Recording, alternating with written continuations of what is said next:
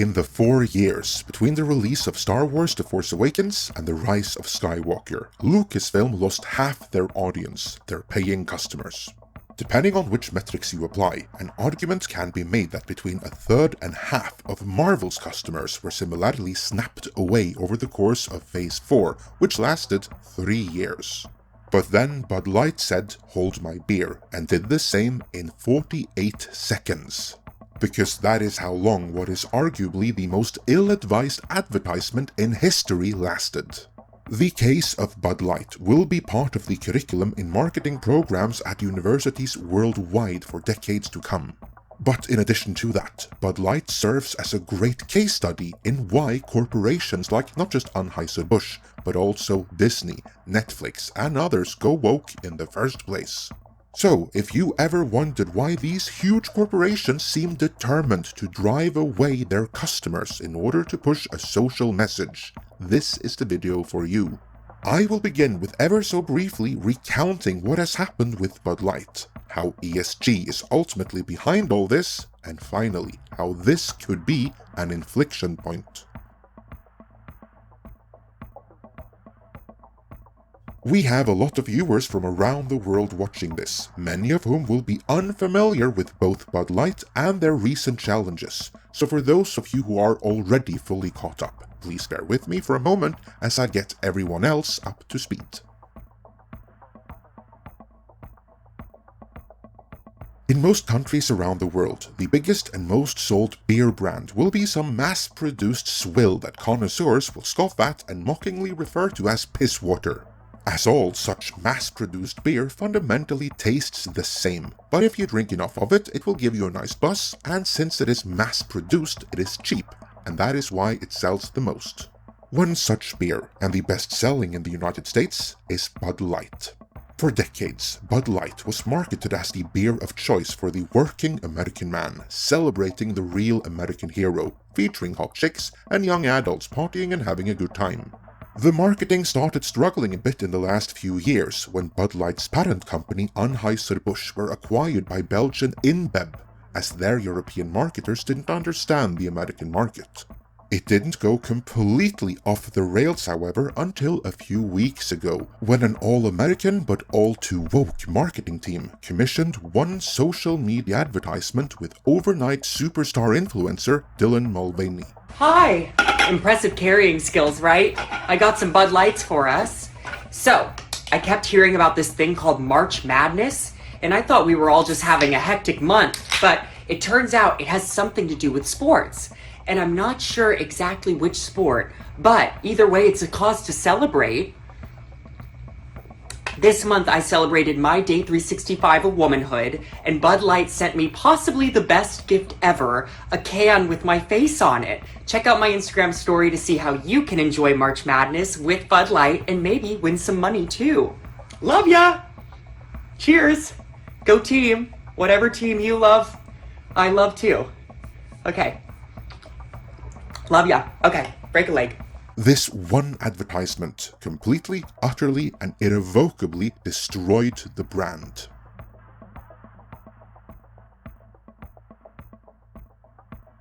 Whenever huge brands pay some celebrity to advertise their sunglasses or watches or perfumes or what have you, it is to send you, their customer, the message that if you buy their product, then a part of this celebrity's larger-than-life lifestyle will rub off on you.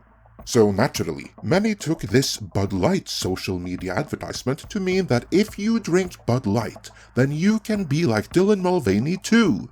No, God! No, God, please, no! No! No! No! As it turned out, however, this was not a widespread desire among Bud Light's customers. Rather than running out to buy more, the prospect of some of Dylan Mulvaney's brand rubbing off on him caused Kid Rock to use the Bud Light stock he already had for target practice.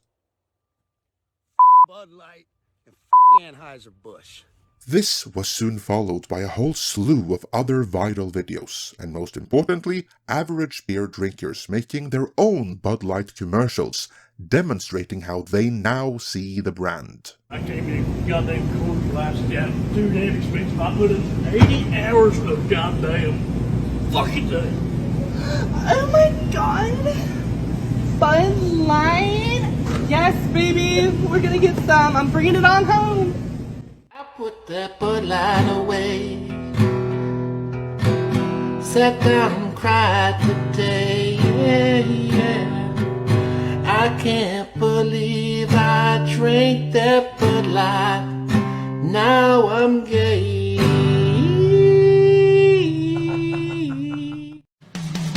Bud Light presents Real Men of Genius. Real Men of Genius. Today we salute you, Mr. Latent Homosexual. Mr. Latent Homosexual. This is grassroots brand detraction going viral. This is Anheuser-Busch completely having lost control of Bud Light's brand perception. Just to be clear, we know Coors Light did it. We're not stupid. The problem is not gay people. Be gay, do you? Have fun at it. The problem is you're trying to cram this man dressed as a woman down our throat and tell us that's the spokesperson for probably one of the most redneck beers in America. We're not going to do it, so... Year over year, Bud Light sales are down 27%. In some areas, they're down 50%. And while some might be surprised or even disappointed that the sales decline isn't even greater, this is substantial. And what is more, there are no signs of this getting any better. How could this happen? Who is to blame?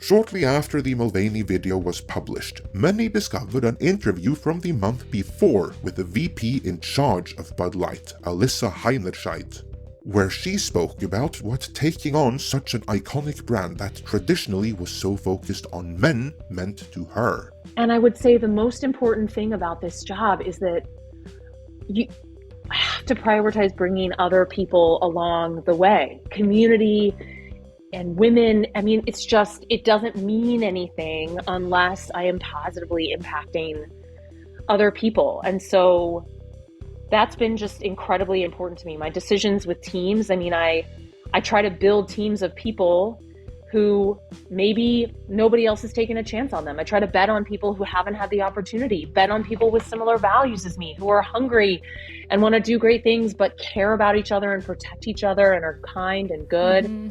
And I try to bring that, honestly, female representation in this role has been something I've been really committed to.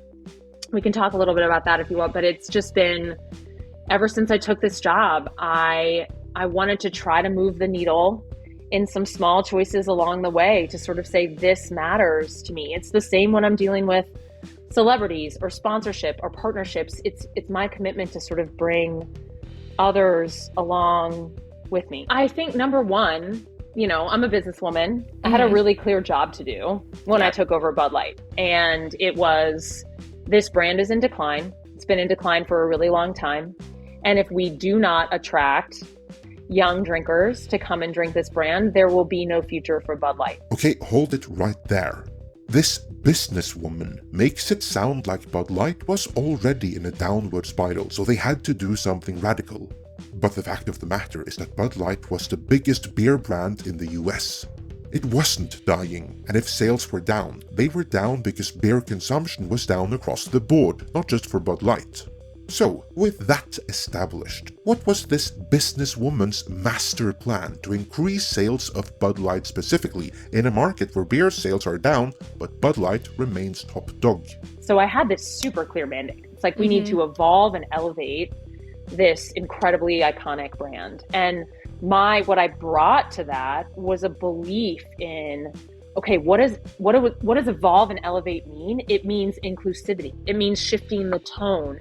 It means having a campaign that's truly inclusive and feels lighter and brighter and different and appeals to women and to men. Mm-hmm. And representation is at sort of the heart of evolution. You've got to see people who reflect you in the work, and we had this hangover. I mean, Bud Light had been kind of a brand of bratty, kind of out of touch humor, and it was really important that we had another approach. So notice how animated she became when she started going on about diversity and representation, which by the way have nothing to do with any evolution. She only made that leap because she has been trained to. Look at those eyes. The lights are on, but there's nobody home. You often see a blank glaze like that in the fully indoctrinated zealots of any cult you care to mention, and that could very well be why she got the job in the first place. However, she has been tacitly thrown under the bus and equally tacitly scapegoated by Anheuser-Busch ever since, and placed on leave, but she has not been fired, nor have anyone else who signed off on the Mulvaney spot. And there's a reason for that.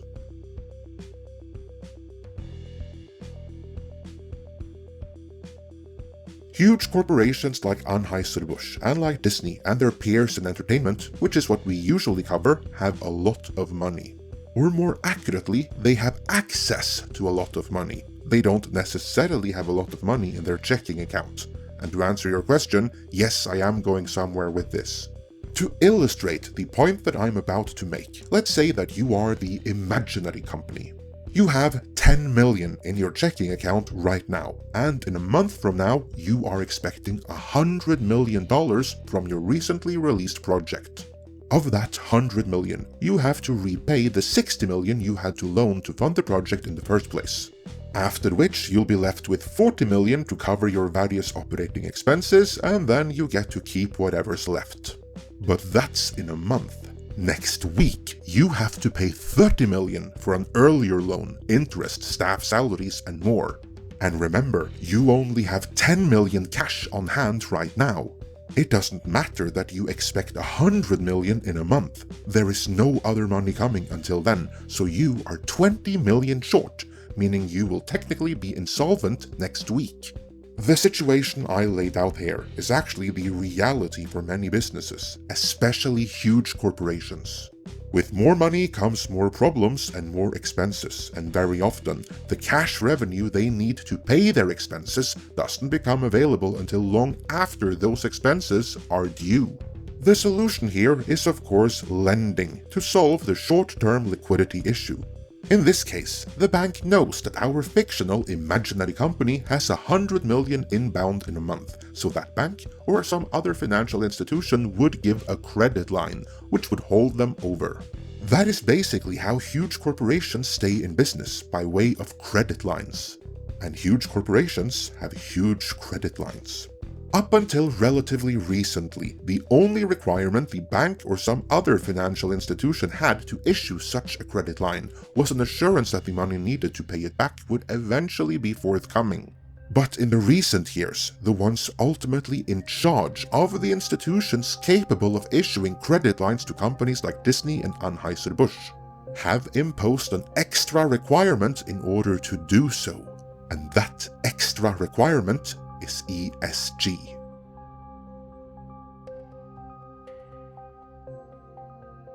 ESG stands for Environmental, Social and Governance and is defined as a framework used to assess an organization's business practices and performance on various sustainability and ethical issues.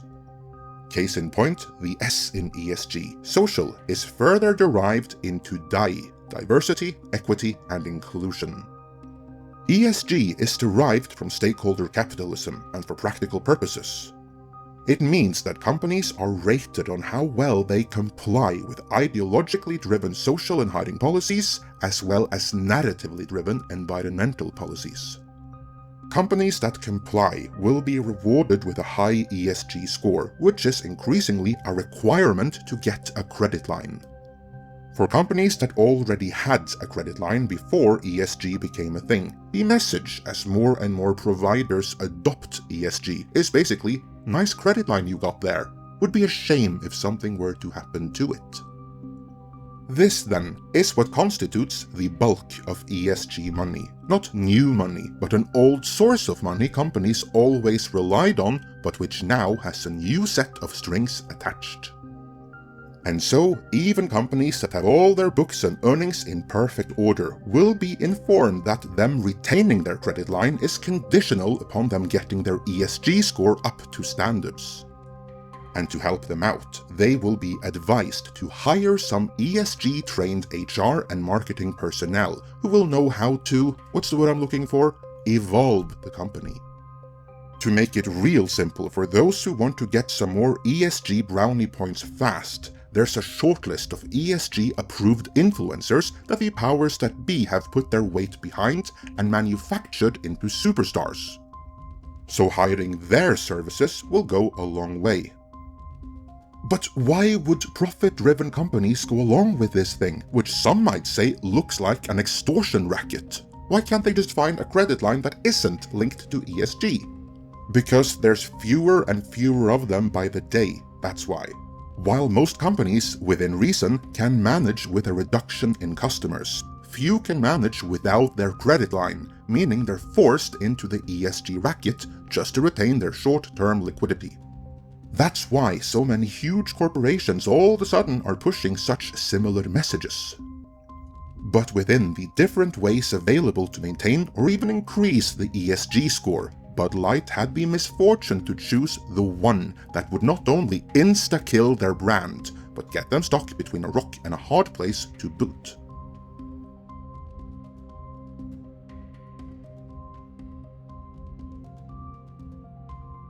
The Bud Light backlash is unlike what anyone has seen. As a general thing, customers are loyal and uninformed. So when given the choice between losing a manageable number of them over the course of years, or overnight losing the ESG-linked credit line that keeps the company solvent, most companies will bend over backwards to fulfill the ESG requirements and accept the slow bleed of customers that comes with it. But proportionally, Bud Light lost as many customers overnight as it took Kathleen Kennedy 4 years to drive away from Star Wars. More than that, the situation is getting worse, because the Anheuser-Busch taint is now causing their other beer brands to slide in sales as well. Really saddening that with the woke Anheuser-Busch Bud Light situation, come to do a little research and find out that my favorite beer is under the Anheuser-Busch umbrella. And one of the ones I drink besides Bud Light. So, cheers. See ya. No more Anheuser-Busch products in this house. Nope. Want to play the woke game? Fine, not spending my money on it. For Anheuser-Busch, this is an absolute nightmare and one they have no good way out of. Because of the customer backlash, a number of NGOs, ESG awarding bodies and other lobbyists expect Anheuser-Busch to stand by and support Mulvaney. But if they were to do that, then their remaining customers could flee, putting the whole company at risk in the medium to long term. Having an ESG-linked credit line won't save the company if there aren't enough customers to maintain their business. But those customers demand an apology and an all-out distancing from Mulvaney. But if Anheuser-Busch were to do that, their ESG score would go down the drain, taking their credit line with it. Having customers won't help the day when they need a credit line without having one. As such, Anheuser-Busch have chosen, or rather, due to lack of options, gone with something of a middle ground, pleading ignorance, which is bullshit, blaming a rogue agency for the advertisement, all while soft distancing themselves from it. This, if anything, made matters worse, as it didn't fool their own ex-customers to come back. But it did prompt visible members of the LGBTQIAP+ community to join in on the boycott, because how dare they not stand by Mulvaney? In a recent earnings call, Anheuser-Busch told their shareholders that their plan for the coming months is to give away tons and tons of free beer, invest millions into more traditional advertisements, hoping that their customers have short attention spans, will soon forget all about this and go back to buying their beer again. If that indeed were to happen, everything would go back to normal, or as normal as it gets under the ESG racket. But what if it doesn't?